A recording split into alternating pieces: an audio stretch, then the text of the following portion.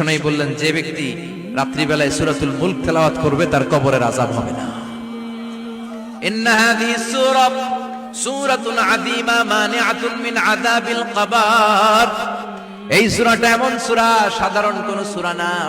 এই সূরাতুল মুলক যে রাত্রিবেলায় তেলাওয়াত করবে তার কবরের আযাব থেকে তারে বাঁচিয়ে দিবে কে? নাম্বার 1 ফাজিলাত, স্ট্যাটাস মনে থাকবে তো। 2 নাম্বার স্ট্যাটাস, শাফাআত লি সাহিবিহা। এই সূরাটা, এই সূরার তেলাওয়াতকারীর জন্য কিয়ামতের দিন সুপারিশ করবে। কোরআন সুপারিশ করবে, চারটেখানি কথা না। কোরআন যদি আপনার বিরুদ্ধে দাঁড়ায় আপনার জান্নাত ক্যান্সেল, আর কোরআন যদি আপনার ব্যাপারে আল্লাহর কাছে রেকমেন্ডেশন করে জান্নাত আপনার জন্য ওয়াজিব করে দিবে কে? এজন্য বিশ্বনবী বললেন শাফাআত লি সাহিবিহা, কিয়ামতের দিন তেলাওয়াতকারীর জন্য আল্লাহর কাছে সুপারিশ করবে। 2টা গেল। 3 নাম্বার, বিশ্বনবী বললেন খাসামাত আন সাহিবিহা। এই সূরাটা কিয়ামতের দিন এই সূরার তেলাওয়াতকারীর পক্ষ নিয়ে আল্লাহর সাথে ঝগড়া করা শুরু করে দিবে।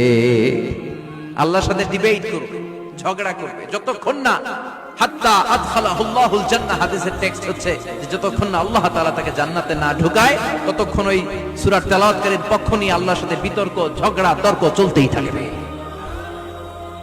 সুবহানাল্লাহ, আরো আস্তে বলেন। আবার বিশ্বনবী বললেন মান ক্বারা বিহা ফি লাইলাতিন ফাকাদ আকসারা ওয়া আতওয়াবা। রাত্রিবেলা এই সূরাটা যে তেলাওয়াত করবে পুরো রাত্রিটারে বরকতময় করে দিবে কে? এজন্য বিশ্বনবী আবদার করে, আবেদন করে আমাদের কাছে বলে গিয়েছেন, আমি চাই আমার প্রতিটা উম্মতের হৃদয়ে এই সূরাটা গাঁথা থাক।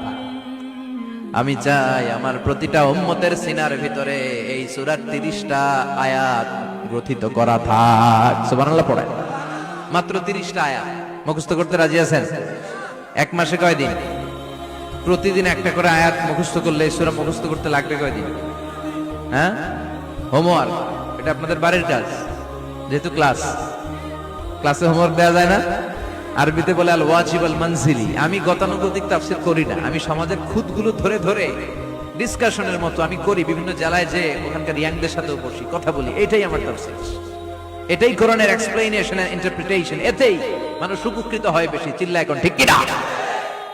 তো এটা আপনাদের বাড়ির কাজ, মাইথার দিয়া বাসীদের বাড়ির কাজ। হায়াতে আল্লাহ বাঁচায় রাখলে আবার কখনো দেখা হলে জিজ্ঞেস করবো যে মুলক মুখস্থ হয়েছে কিনা। কে কে মুখস্থ করবেন না হাত তোলেন। সবাই করবেন। এবার কে কে মুখস্থ করবেন হাত তুলে আমার না আল্লাহর দেখান। আল্লাহ তুমি কবুল করো। আরো জোরে পড়েন আমিন। হাত নামান। এই সূরাটা it's an eye opener for you. এটা আপনার চোখ খুলে দিবে। এই সূরাটা আপনার চোখকে খুলে দিবে, আপনার ঘুমন্ত বিবেককে জাগিয়ে তুলবে। স্রষ্টার ব্যাপারে আপনার যদি কোনো সাসপিশন থাকে, সন্দেহ থাকে, এই সন্দেহের পাহাড়কে ভেঙে এই সূরা চুরমার করে দিবে। চিল্লায় বলেন সুবহানাল্লাহ। আল্লাহ ডেকে বলে, গোলাম, কিছু কিছু নাস্তিক আছে আমারে খুঁজে পায় না। এরকম কপাল পোড়া নাদান নাস্তিক বাংলার জমিনেও আছে না নেই? এরা বলে আনসিন ইজ নাথিং, যেটা দেখা যায় না ওইটা মানি না। বলে না, do you see the air in the atmosphere? বাতাসে, বায়ুমণ্ডলে যে বাতাস ঘুরে বেড়ায়, এটা কি তুমি দেখো? তো মানো কেন? Why do you believe on that? Why do you believe on air? বাতাস বিশ্বাস করস কেন? কপাল পোড়া নাস্তিকরা বাতাস মানে না। কথা কর। Do you see the bad headache someone feel in his head and he's shouting? মাথার ব্যথায়, মাইগ্রেনের পেইনে যখন কেউ চিৎকার করে তার মাথার ব্যথা দেখা যায়। আমার এখন প্রচন্ড মাথা ব্যথা যদি হয়, আপনারা দেখতে পাচ্ছেন তো। নাস্তিকরা কি মাইগ্রেনের পেইন বিশ্বাস করে না? মাথা ব্যথা বিশ্বাস করে কি করে না? বাতাস বিশ্বাস করে কি করে না? কয় আনসিন ইজ নাথিং, যেটা দেখি না ওটা বিশ্বাস করি না। কপাল পোড়া।